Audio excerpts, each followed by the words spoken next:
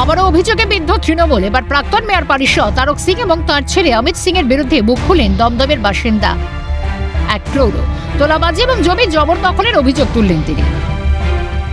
Mayor পরিষদ তারক সিং এবং তার ছেলে অমিত সিং এর বিরুদ্ধে জমি জবরদখলের অভিযোগ।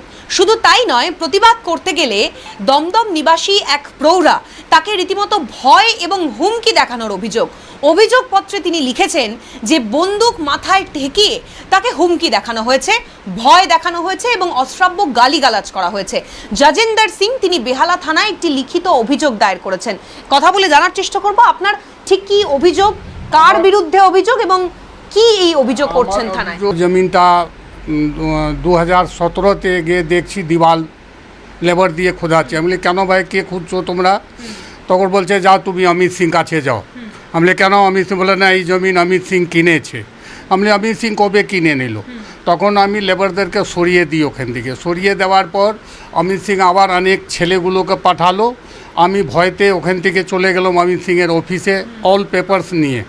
ওনাকে পেপারটা দিলাম, দেওয়ার পর বললো এই পেপারে কোনো ভ্যালু নেই, তুমি রাখো, জমিনটা আমি নিয়েছি। অভিযোগ, কলকাতা পুরসভার 116 নম্বর ওয়ার্ডের পিএন মিত্র লেনে জোর করে জমি জবরদখল করে রাখা হয়েছে।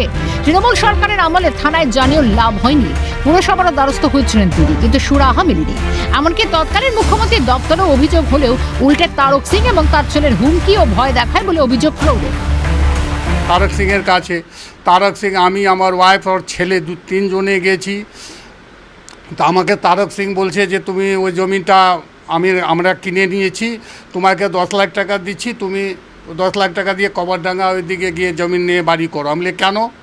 তখন আমার মিসেস বললো যে আপনি 10 লাখ, আমি 1 কোটি টাকার জমি 10 লাখে আপনাকে দিয়ে দেবো, এটা হয় কি?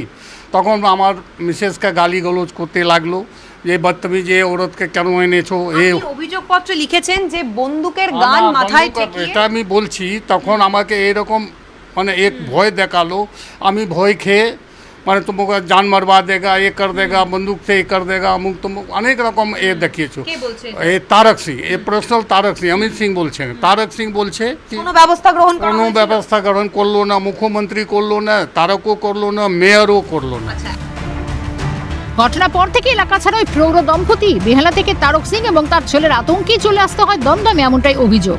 সেই বিভীষিকাময় দিনের কথা মনে করে কেঁদে ফেললেন ওই প্রৌঢ়। এখন সরকার পরিবর্তনের পর আশা জাগছে, এবার ফের বেহালা থানায় অভিযোগ দায়ের করেছেন তিনি। আতঙ্ক থেকে ওখান থেকে আমি চলে এসেছি। ভয়তে আমার মেয়ে নিয়ে চলে আসলো যে বাবা মেরে দেবে তোমাকে, তুমি চলে আসো এখানে। আপনি আর ওখানে থাকতে পারলেন না? থাকতে পারলাম না। আজকে আমি 8 বছর থেকে এখানে আছি। এই জন্য আমি কিসের ভয় ছিল ওখানে? তারক সিং এর ভয়, আর কি ভয়, মেরে দেবে, ই করিয়ে দেবে, এ করে। তো এই জন্য আমি ওখান থেকে এসে এখানে আছি। মুখ্যমন্ত্রীর যে জনতার দরবার যে কর্মসূচি, সেই কর্মসূচিতে যাবেন? মানে শুভেন্দু অধিকারী তাকে যাবো। শুভেন্দু, আমি লেটার চিঠিপিটি করে রেখেছি। আমি শুভেন্দু কাছে, আমি এমএলএ সিদ্ধার্থ,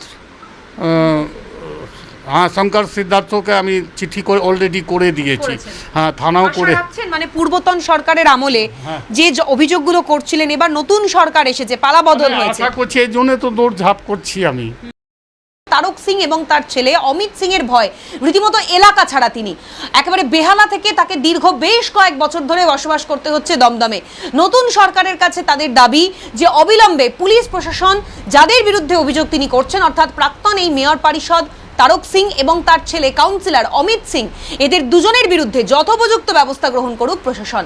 ক্যামেরায় বিধান মাহাতোর সঙ্গে অভিরূপা সাহা, ক্যালকাটা নিউজ, কলকাতা।